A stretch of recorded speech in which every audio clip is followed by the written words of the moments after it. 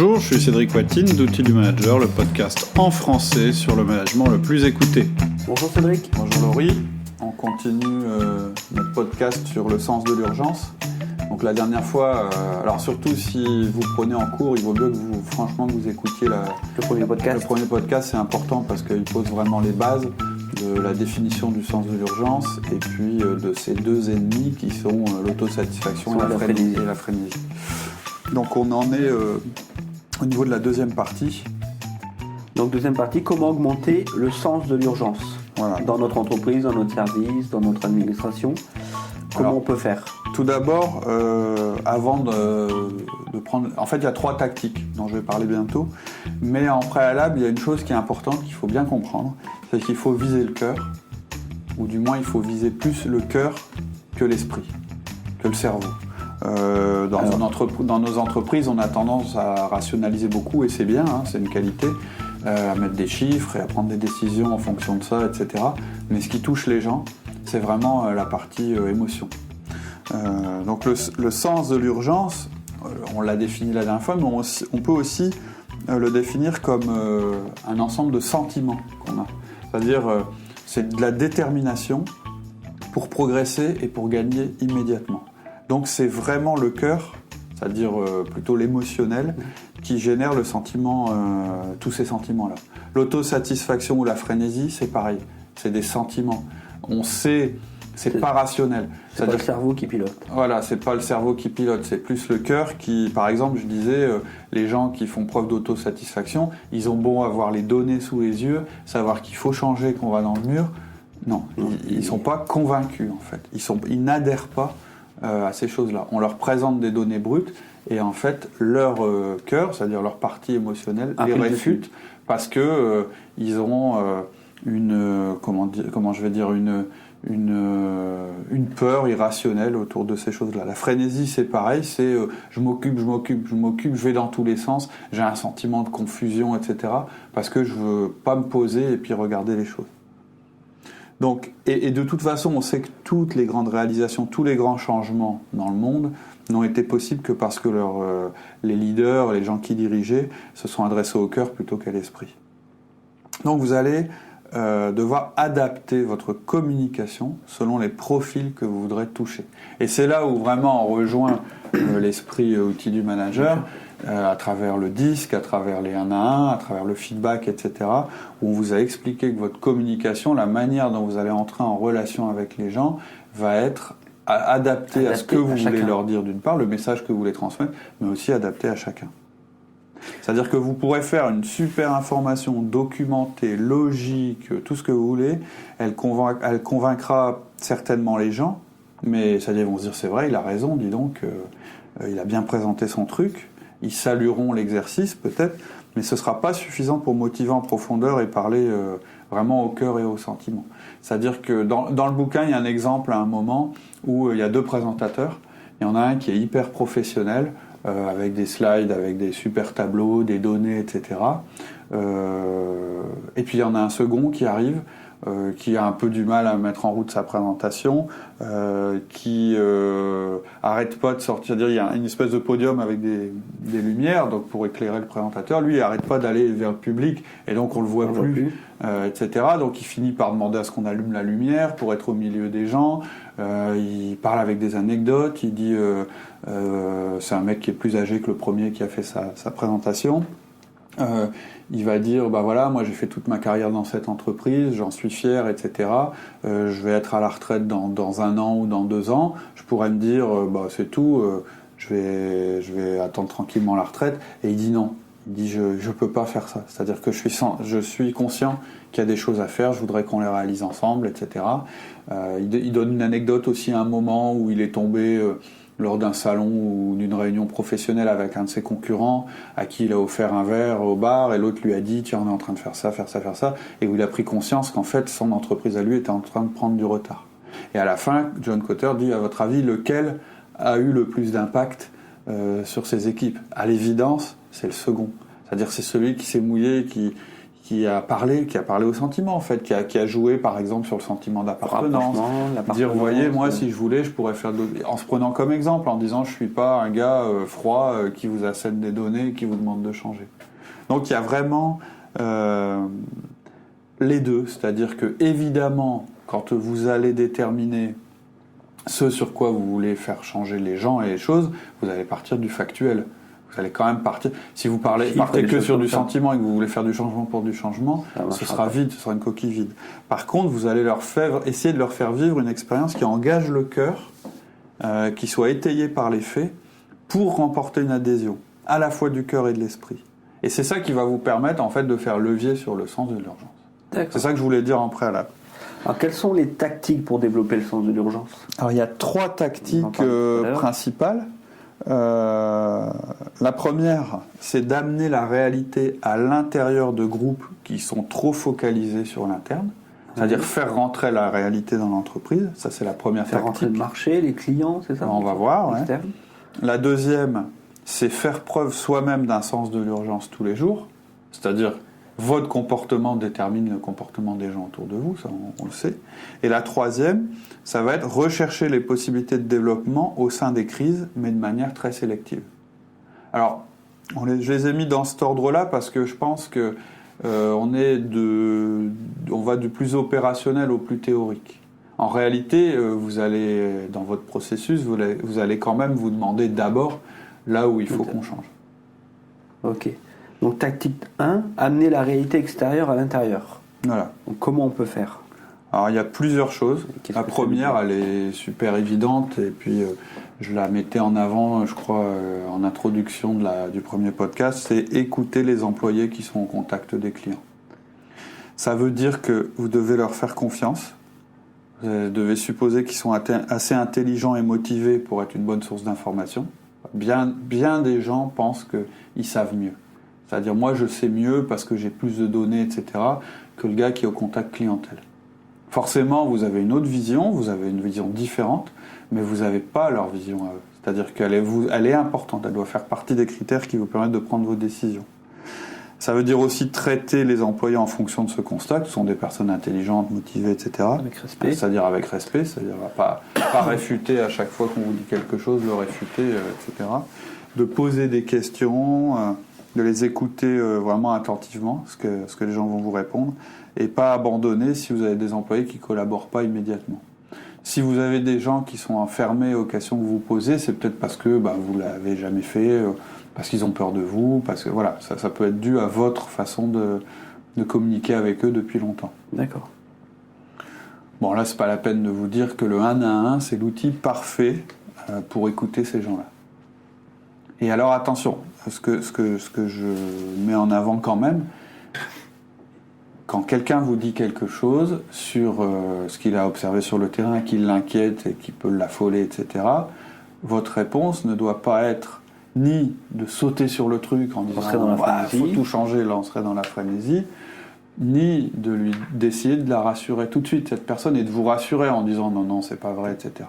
C'est de dire « écoute, je comprends que ça t'inquiète, etc. On en prend acte. Je sais pas, je suis pas capable de dire si c'est un épiphénomène ou si c'est quelque chose, si c'est important et si on pourra changer, mais merci de m'avoir communiqué l'information, je la note, je vais essayer de la croiser avec d'autres informations.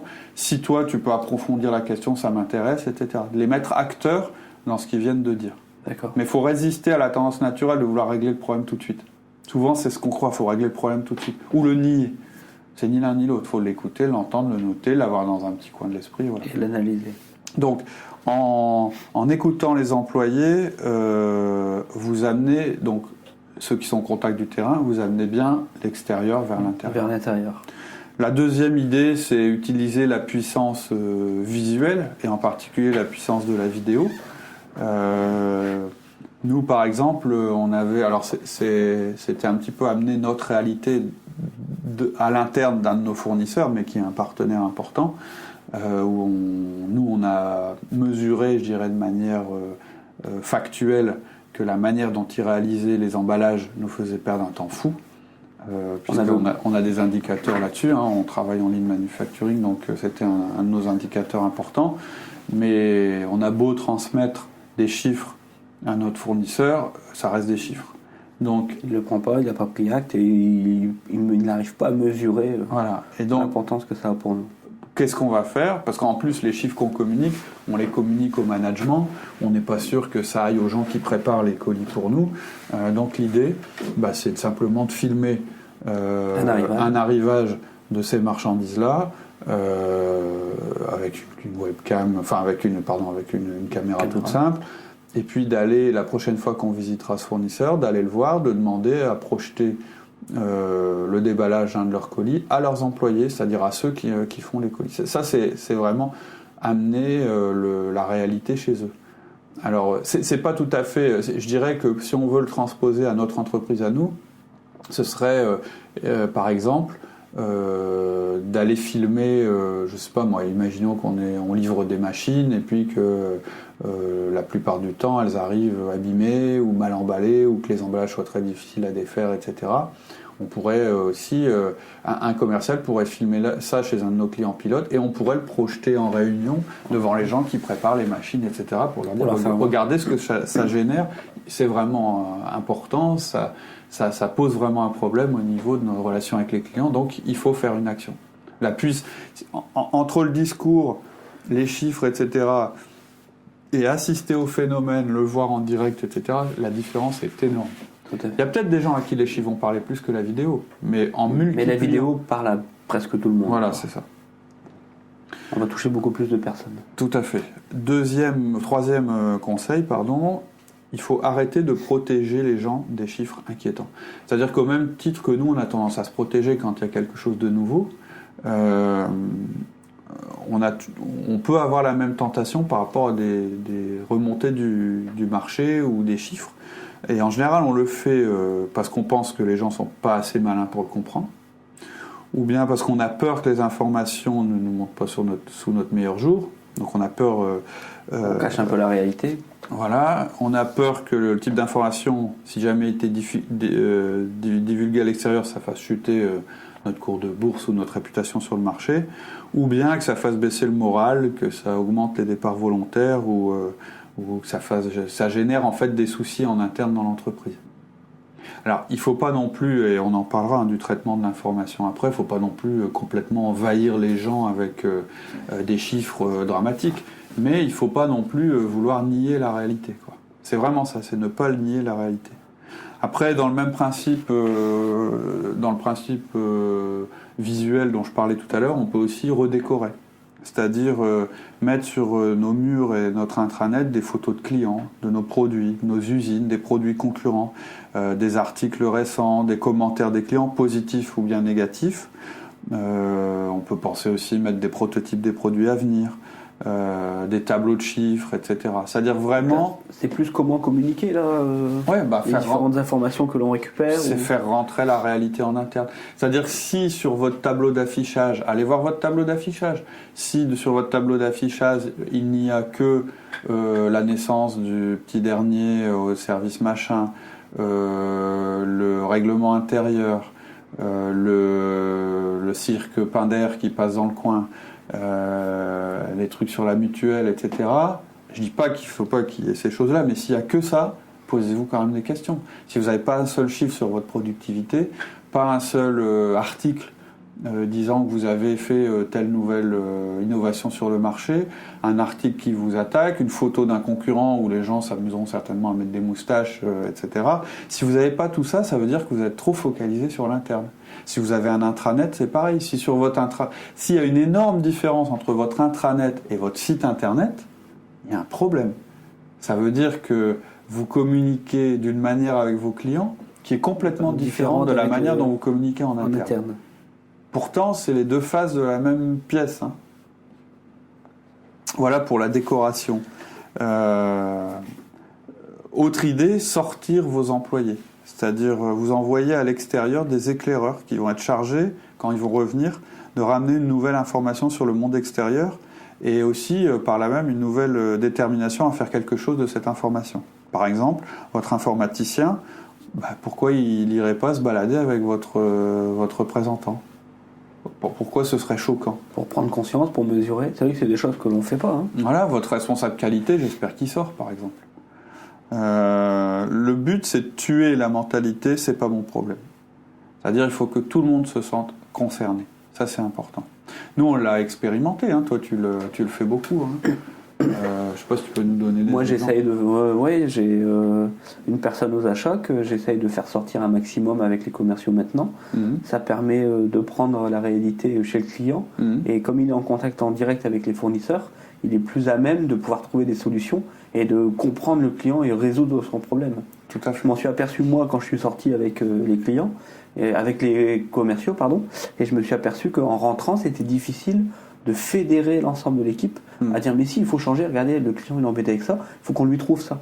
Et donc ça a apporté une partie commerciale dans l'exploitation, et c'est vrai que faire sortir les gens, c'est beaucoup plus facile. Je l'ai fait également avec les assistantes. Rencontrer les gens et sortir chez les clients, ça leur a permis aussi de voir, généralement au téléphone, elles se disent tiens, cette personne-là est froide, j'ai du mal avec ce client. Il nous pique une crise, on se demande pourquoi. Une fois qu'ils l'ont rencontré, une fois qu'elle l'avait rencontré, ça se passait bien. Elle le comprenait mieux, elle voyait un petit peu les services, comment étaient organisés chez eux. Quand on appelle, on demande après un tel, on sait qu'ils ne sont pas dans le même bureau, c'est beaucoup plus facile. Tu es même allé plus loin, tu les as fait même travailler chez un de nos clients. Pour les former. Pour les former directement au produit. Elles sont restées 2 jours chez les clients pour pouvoir fabriquer le produit avec eux. Et ça, c'était très positif. Et ça a fait énormément évoluer les mentalités. C'est-à-dire que on se comprend mieux. Je veux dire, on est des humains, hein, donc on se comprend mieux. Et je veux dire, le mérite que ça a eu, on sort un peu du sujet, mais le mérite que ça a eu, c'est que ça a permis aussi à nos clients de voir que les personnes qu'ils avaient au téléphone, elles étaient très sympathiques et voilà, que c'était pas des... Et qu'elles connaissaient leur métier. Tout à fait, qu'elles faisaient des efforts pour le connaître, etc. On a aussi... une autre chose qu'on peut faire, c'est accueillir des visiteurs. Tout le monde peut le faire, mais pas forcément de manière efficace. Mais par exemple, pourquoi vous inviteriez pas des clients, sélectionnés évidemment, à certaines de vos réunions? Pourquoi vous n'utiliseriez pas un consultant dont la seule mission, ce serait de ramener des informations de manière régulière dans l'entreprise? Pourquoi pas utiliser... L'information externe. Externe, ouais, tout à fait. D'accord, le missionner sur les... Ouais, lui dire, vous allez faire une enquête sur notre marché, etc., et à la présenter aux salariés. Pourquoi pas utiliser votre responsable de ressources humaines, puisqu'il voit régulièrement des gens en entretien, et certainement des gens de votre concurrence, pour pomper des informations sur la concurrence? Pourquoi pas faire intervenir vos fournisseurs pour qu'ils vous informent sur d'autres marchés? Par exemple, si vous représentez un produit en France, vous avez certainement envie de savoir comment ça se passe en Espagne, en Italie, etc. Et pour citer à nouveau un exemple récent, notre directeur commercial m'a demandé si on pouvait organiser des portes ouvertes. Donc lui, en tant que directeur commercial, c'est évidemment pour vendre des produits, mais son idée, c'était aussi de remotiver toute l'équipe en interne, puisque lorsqu'on fait une porte ouverte, on a les clients qui viennent complètement chez nous. Donc ça permet de se rendre compte, de discuter avec eux, de se rendre compte de leurs préoccupations, etc. Nous, on avait une grosse différence aussi, quand on avait fait une porte ouverte dans le Nord il y a plusieurs années, c'est que on fait rentrer le marché chez nous. Voilà, il y a plein de choses comme ça. Ce qu'il faut retenir aussi, c'est de faire rentrer tout bêtement. Parce que ça, je dirais, c'est des actions humaines et d'organisation, etc. Il y a peut-être aussi quelque chose à dire sur le traitement de l'information. On veut pomper de l'information de l'extérieur vers l'intérieur, mais il faut le faire de la bonne manière. La technique la plus utilisée, c'est d'avoir, je dirais, 4 lignes de conduite. La première, c'est de lister vos sources pour être certain que vous prenez suffisamment d'informations. C'est-à-dire aujourd'hui, posez-vous la question, au niveau de l'information qu'on prend en interne sur les marchés, quelles sont nos sources? Est-ce qu'on lit les magazines professionnels? Est-ce que c'est les rapports de visite des commerciaux? Est-ce que c'est les chiffres du marché en général, etc., etc. Ensuite, je pense qu'il faut limiter le volume d'informations pour être certain que ce soit lu. Si vous balancez tous les jours 30 pages d'articles, personne ne les lira. Donc un article par jour rédigé par la personne qui fait la revue de presse, qui soit lisible en 10 minutes. Il n'en faut pas plus. Il faut que ce soit régulier mais rapide. Et qu'il y ait même une prise de parti. Hein, vous êtes dans une entreprise, vous avez le droit d'orienter le discours, hein, évidemment. Faut aussi, le troisième principe, c'est qu'il faut... c'est ce que je suis en train de dire, c'est éviter de communiquer une impression tellement neutre et inintéressante qu'elle vous sorte de l'esprit immédiatement. faut être intéressant, surprenant, un peu dramatique. L'idée, c'est toujours de faire participer les émotions. D'accord, on essaie de toucher le cœur. Tout à fait. Et 4e principe, diffuser largement, ne pas être influencé par les notions de politique, de hiérarchie ou de statut. C'est-à-dire, il ne faut pas vous dire, bah non, je ne vais pas le dire à telle personne parce que ça risquerait de pas lui faire plaisir, ou bien ça... Non, si vous commencez à rentrer dans ce genre de questionnement, vous n'allez pas réussir à pousser l'information de la bonne manière. Voilà, ça c'est pour faire rentrer l'extérieur vers l'intérieur. Donc imaginez une entreprise qui suivrait les règles qu'on vient de dénoncer de haut en bas de la hiérarchie, c'est-à-dire envoyer des éclaireurs à l'extérieur, inviter des témoins à l'intérieur, apporter des informations et les présenter de manière attrayante, écouter les employés au contact de la clientèle, créer des vidéos à propos de l'extérieur, partager largement ce qu'on peut apprendre plutôt que de protéger les gens des nouvelles qui pourraient les troubler, changer les informations visuelles en permanence. Là, l'autosatisfaction, elle va en prendre un sacré coup et les gens vont se sentir beaucoup plus concernés. Les réunions commerciales, peut-être aussi un des moyens de faire rentrer l'extérieur au sein des exploitations, au sein des entreprises et tout ça. Ouais. Le tout est de prévoir un créneau horaire et de pouvoir mixer les gens. Nous, ce qu'on fait chez nous, c'est qu'il y a la réunion commerciale qui concerne les commerciaux, etc. Parce qu'il ne faut pas non plus faire de la réunion, il faut faire attention à ça. Mais effectivement, quand il y a une réunion commerciale dans les locaux, il faut en profiter pour qu'il y ait un créneau à un moment où on implique les exploitations de manière assez régulière, quoi. Mais ça peut être aussi informel, dans le sens où, par exemple, le déjeuner peut se faire avec l'ensemble du personnel et des magasiniers qui vont déjeuner avec le commercial ou qui vont prendre un pot avec le commercial et indirectement ils parleront des problèmes. C'est-à-dire que c'est pas, à mon sens, peut être intéressant tout aussi à fait, de partager. C'est pas suffisant. Non. C'est-à-dire, vous pouvez avoir un repas où en fait on parle de tout sauf. C'est-à-dire, d'ailleurs, ça peut être un indice. Vous faites un pot et ça parle que de tout sauf des choses importantes qui se passent dans l'entreprise, ou un repas. Ça peut être un indice. Je dis pas que c'est systématique, mais ça peut être un indice. Ça peut vouloir dire, bah tiens, les gens sont pas trop focalisés sur les vrais sujets de l'entreprise. Mais alors, il faut faire quand même attention à ne pas créer le faux sens de l'urgence. Voilà. Parce qu'avec tout ça, on va avoir on va avoir beaucoup d'informations. Voilà. Et donc, le risque, effectivement, alors on essaye de flinguer l'autosatisfaction. Le risque, c'est de tomber dans l'excès inverse. On va à tout prix créer un sens de l'urgence et en fin de compte, un faux sens de l'urgence. Si vous y allez trop fort, vous allez complètement créer de la frénésie. Donc, ça arrivera de temps en temps.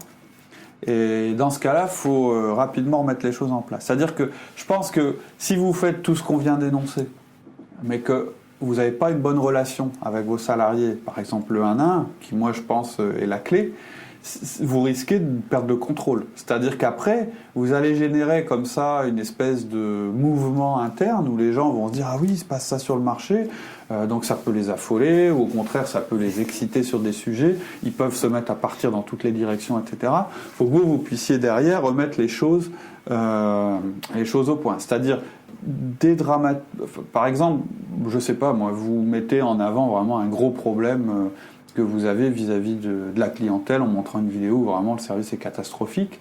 Ça peut avoir l'excès inverse où tout le monde se met à se taper dedans dans tous les sens à l'intérieur. Vous, votre job, et là c'est vraiment de la matière humaine, ça va être d'avoir un comportement qui va encourager le sens de l'urgence, c'est-à-dire qui va positiver les choses, qui va à la fois faire preuve de détermination, de confiance. De passion et de compétence sans blâmer les autres. C'est-à-dire le truc, c'est surtout pas de dire mais regardez comme on est mauvais, on est des nuls, etc. Et puis là, vous allez soit générer de la démotivation complète, ou soit vous allez générer des bagarres en interne, enfin des trucs qui vont partir dans tous les sens. Votre discours, ça doit être plus de dire, vous voyez, on a ce problème, on a de la chance, on l'a identifié. Nos concurrents ont peut-être le même genre de problème, ils s'en occupent pas. Donc pour nous, c'est une opportunité de nous développer. Et on va réussir. On a réussi dans le passé, on va réussir aujourd'hui. Ça veut dire qu'il faudra faire preuve de détermination, c'est-à-dire qu'il faut être très clair. Ça veut dire que vous n'accepterez pas qu'on dévie, qu'on essaye de nier le problème, etc. Puisque vous avez déterminé que c'était vraiment un sujet important. Vous allez être très clair là-dessus, mais en même temps, vous allez être aussi à l'écoute pour faire attention aux guerres que ça peut générer en interne. Il ne faut pas perdre votre cohésion, votre cohérence dans l'histoire. Vous ne devez pas accepter ça. Tout à l'heure, on a dit avoir un sens de l'urgence. C'est nous, les managers, les premiers qui devons déjà changer, avoir un sens de l'urgence tous les jours. Ouais. Si on prend une échelle temps, si on change tous les jours, on peut tomber facilement dans la frénésie. Alors justement, quand on a un projet, quand on détermine de changer quelque chose pour le marché, est-ce qu'on peut donner une échelle temps? Est-ce que le livre en parle ou pas? C'est difficile, ça va vraiment dépendre de... Ça, je pense que c'est plus du ponctuel. À la limite, si on est interrogé là-dessus sur le forum, on pourra répondre plus précisément. C'est justement par exemple, la on veut faire un changement, et je vais donner un exemple, on veut faire un changement d'un service, et on se donne 6 mois pour le changer, quoi. Est-ce qu'on va pas tomber dans l'autosatisfaction? Ça va être assez long et tout ça, et se dire tiens, le changement il doit être fait à partir de la semaine prochaine, parce que la semaine d'après il y a un autre changement, parce que la semaine d'après il y a un autre changement, les jours d'après il y aura un autre changement, ou là on va tomber dans la frénésie. Vous pouvez avoir alors justement c'est intéressant ta question, parce que j'ai dit tout à l'heure qu'il fallait agir immédiatement. C'est-à-dire, j'ai dit tout à l'heure que le sens de l'urgence, c'était immédiat. Mais ça ne veut pas dire que tout doit changer immédiatement. Ça veut dire que vous allez convaincre les gens que le changement est nécessaire. Même si c'est un changement à 6 mois, ce qui te paraît, toi, long, il y a d'autres gens, ça va leur paraître très court, mais imaginons. Dans 6 mois, vous voyez, il faut qu'on soit là. Mais ça veut dire que tous les jours, il y aura un petit peu de changement. C'est-à-dire qu'après, on va graduer le changement, c'est-à-dire on va le dire, la première étape, ce sera de faire ça, la seconde, ce sera de faire ça, la troisième, ce sera de faire ça, etc. Ça veut dire que on peut être sur un horizon lointain, mais en ayant un changement tous les jours. Des sous-étapes tous les jours. Et le truc, le manager, son job, justement, pour pas tomber dans la frénésie, ça va être de ne pas changer de cap en permanence ou de ne pas c'est ça, le danger, vouloir tout changer en même temps. Le danger, pour quelqu'un qui est D comme toi, c'est celui-là. Pour quelqu'un qui serait un S, c'est de dire il faudra qu'on change dans un an. On va étaler. Et puis au bout d'un an, rien s'est passé parce qu'il n'y a pas eu d'actions qui ont été mises en œuvre entre deux. C'est vraiment ça la différence. L'autosatisfaction, ce serait de dire il faudra qu'on change. Puis de rien faire en se disant on s'en est toujours sorti, on s'en sortira sans rien faire. Et la frénésie qui faut changer tout de suite, tout est à refaire, c'est n'importe quoi, on est nul, etc. Voilà, c'est vraiment de se situer entre ces deux-là. Et ce qui va être déterminant, c'est vraiment votre comportement à vous. Donc qui va être axé sur, je répète, la détermination, la confiance en vous et en eux, la passion, la compétence, et surtout en évitant de blâmer les autres. Donc on va aborder là, je pense, la deuxième tactique, qui est de faire preuve du sens de l'urgence tous les jours. Et ça, on le verra la semaine prochaine. Dans le prochain podcast. C'est la deuxième tactique importante. D'accord. Voilà, c'est tout pour aujourd'hui. J'espère que ça vous a plu. Et si c'est le cas, j'aimerais vous demander un petit geste. Vous savez peut-être que la notoriété d'outils du manager repose sur le bouche à oreille. On n'a pas du tout la puissance marketing des grands médias qui commence à déferler dans le monde des podcasts. Ce déferlement réduit notre visibilité et notre chance de trouver de nouveaux auditeurs. Alors, pour nous rendre plus visibles, il n'y a qu'une seule chose à faire, indiquer que vous aimez ce que nous faisons. Pour cela, allez dans votre appli de podcast et mettez-nous la note maximale. Ce petit geste nous rendra plus visibles et contribuera à un management plus efficace et éthique dans nos entreprises. Merci beaucoup et à bientôt.